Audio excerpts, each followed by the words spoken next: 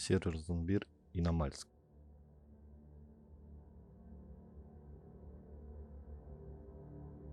Все вы неоднократно слышали про эту карту Days. Это зимняя карта, где выживать намного сложнее, она намного меньше, чем Чернорусь. Геймплей намного осторожнее.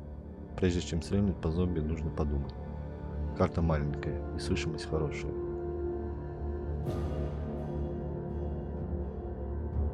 Вкратце о Намальске. Есть северная и южная сторона карты. В северной части находится город Воркута, самый большой город на карте, окруженный небольшими деревнями и легкими военными базами. Стандартный спаун игрока находится в северной части. В этой части очень много еды и одежды. Важно выбирать теплую одежду. Игрок запасается едой, одевается и медленно движется в южную часть. Южная часть состоит из военных, промышленных и научных объектов. Вся амуниция и оружие спавнится здесь. Также поговорим о самых важных и интересных объектах южной части. Это объект телепортации, помеченный на карте как антенна 2 и антенна 1. Для чего они нужны и для чего нужен минный детектор, антипсионный шлем. Эти предметы связываются одним целым для телепорта, но о них чуть попозже.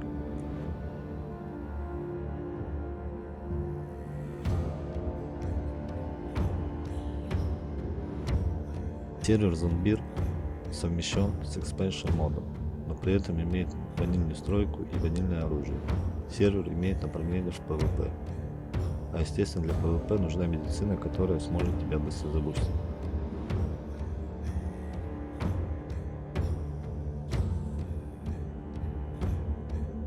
Поэтому из медицины здесь есть пропитал, ибупрофен, гризли.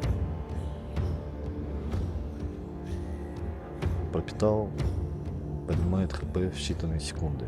Гризли восстанавливает переломы, ибупрофен обезболивает. На сервере имеется спаун машин К-66 и Нива пикап.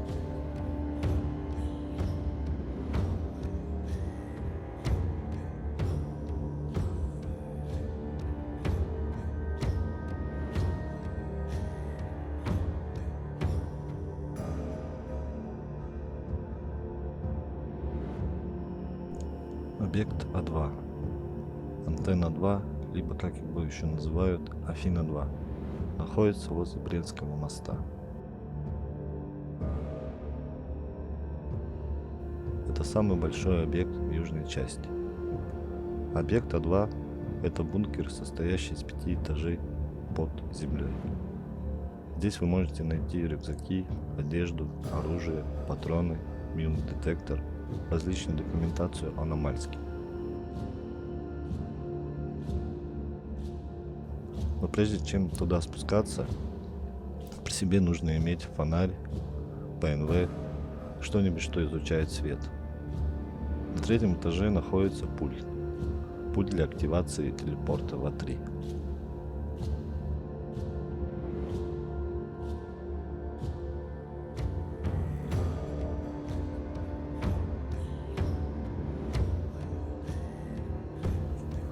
Пульт не активен без выброса. Его можно активировать только когда начинается выброс.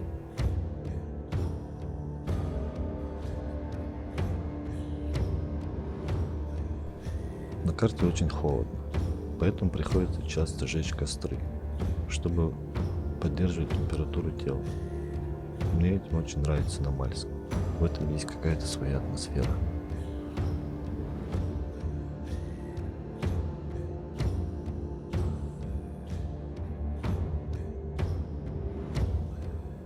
На карте обитают медведи, волки, олени, кабаны. Все это помогает выжить в столь суровых зимних условиях. Горячее мясо, пожаренное на костре, согревает тебя какое-то время, пока не остынет. Также на сервере Зомбир есть выброс дропов с топовым лутом, из-за которых между игроками происходит вооруженное противостояние. В дропе можно найти лар на 308 патронов. Также есть вода и масхалаты.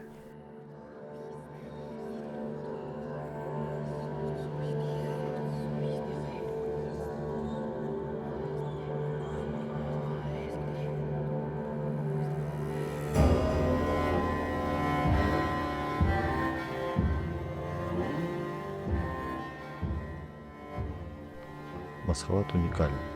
Он имеет 200 слотов, что позволяет загрузить в себя весь дроп. Но нужно быть крайне осторожным, ведь дроп может быть под прицелом других игроков.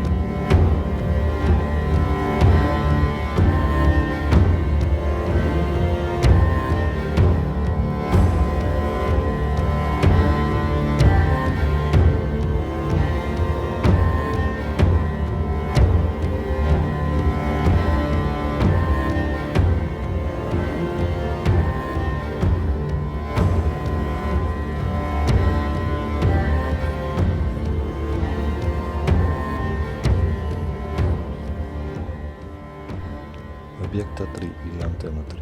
Афин. Какой-то научный объект, в котором при нормальной жизни проводились испытания. Здесь находится реактор, который запускается при включении пульта на А2. А3 состоит из блоков на разных этажах. В самой верхней точке запускается телепорт, который отправляет тебя на Большую Землю, а точнее на ледники, которые окружают всю северную часть карты. На А3 вы найдете оружие, которого нет на карте. Это СВАЛ, ЛАР, магазин на 60 патронов, на М4. Также здесь спаунится антимиссионный шлем. После последнего обновления на А3 появилась вода из-под крана в раковине. Телепорт работает какое-то время, и нужно успеть до его закрытия. Но бывает так, что ты не успеваешь залутаться, и он закрывается. Но это не страшно, выход есть. После того, как телепорт закроется, вам нужно спускаться в самый низ бункера, где вы попадаете в лабиринт, и вам потребуется какое-то время, чтобы найти этот долгожданный выход, который приведет вас в туннель, по которому когда-то ездили поезда. Как правильно выйти с лабиринта, вам постоянно нужно искать лестницу, которая идет вниз. Бегая по лабиринту, вы найдете ее. И так раз за разом ищите лестницу вниз. Туннель, который пронзает весь южный хребет, берет свое начало возле Норинска и выходит на берегу в южной части карты. Чтобы пройти через него, нужно иметь ПНВ либо фонарь. Там очень темно. Проходя его, вы обнаружите вход, который ведет в комнату, где находится очень длинная обрушенная лестница. Это и есть выход с А3.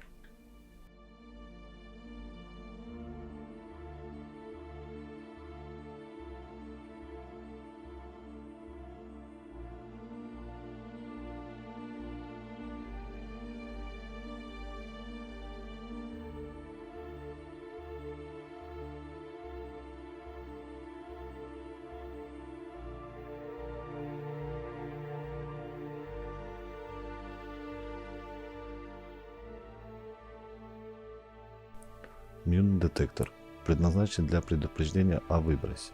Чтобы он заработал, его необходимо включить. Как это сделать? Вы берете его в руки, вставляете батарейку, включаете и только после этого вешаете его на место рации. Только тогда он будет работать. И теперь, как только зародится выброс, он начнет издавать сигнал.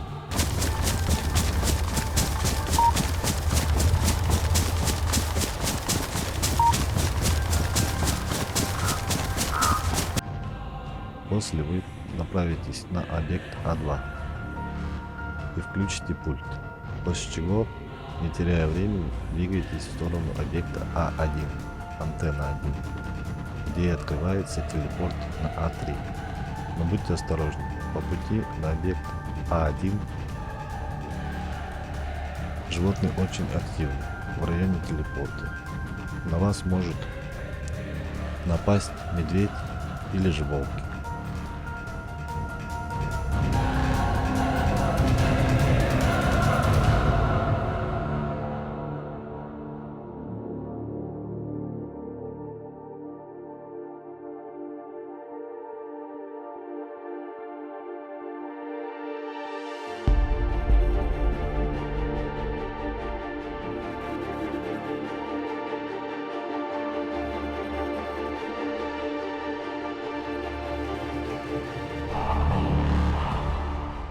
Телепортируйтесь в А3.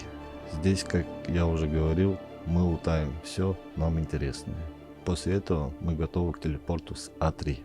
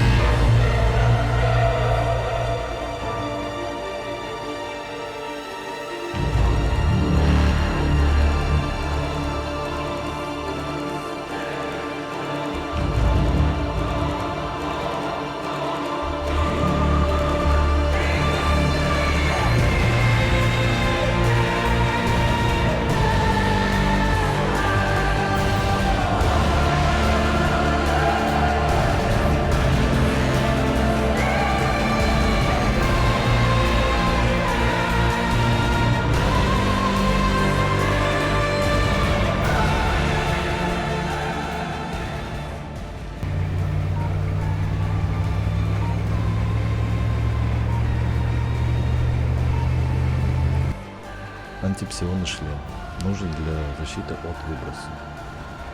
Берем в руки антипсионный шлем, вставляем батарейку, включаем, одеваем, и у нас появляется надпись в левом углу. Это значит, что он активен.